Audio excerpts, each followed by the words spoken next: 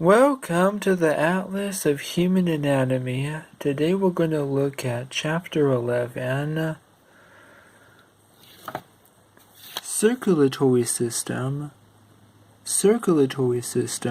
Anterior and Posterior views, Venous and Arterial systems, Head and Neck, Schematic, Skull and Arteries, Arteries of Brain, Inferior view, Circle of Willis, Brain and Neck, Blood circuits, Hepatic portal veins, blood vessels.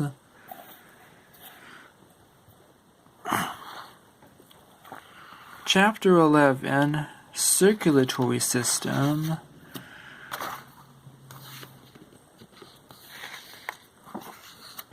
Here is the circulatory system. This is where all of the blood of the body is located. And here are all the blood vessels. The blue blood carries carbon dioxide out of the body, and red blood carries oxygen into the body. You see? And here is the posterior view of the circulatory system. Here is the venous system. This is where all the blue blood is located. The blue blood carries carbon dioxide out of the body. And here is the arterial system. This carries red blood to the oxygen inside the body. Here is the head and neck. You can see the blood vessels running at the front or back of the neck. Schematic. Alright. And here is the skull and arteries. There's the red blood. Almost looks like the skull has been cracked, but it's really supposed to show the blood. Alright. Here is the arteries of brain and circle of Willis. So here is the red blood of the brain, and as you know, red blood carries oxygen to the brain. Here's the inferior view. Alright, that's the top view. The left or right halves look different. Here's the cerebellum. And here's the circle of Willis. Here is the brain and neck.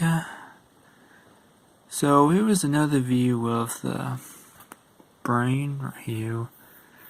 And then here's the neck.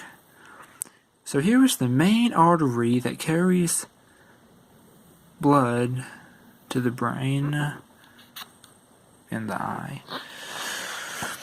Here is the blood circuits.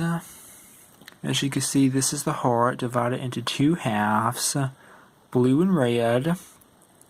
Blue carries carbon dioxide, red carries oxygen. This must be the brain, maybe lungs, and the rest of the lower body. Here is the hepatoportal veins. You can see the liver, the stomach, the large intestine. Don't know what that is. Pancreas. And here is the blood vessels. Well, when closer look at it, it shows inside the blood vessels, which carries blood cells, which looks like O's. 80% of blood is composed of water, so water is very important too. The rest of the 20% is probably used for its color. The left and right halves look different, front view, back view, and then there's the blood flow going that way from red to blue.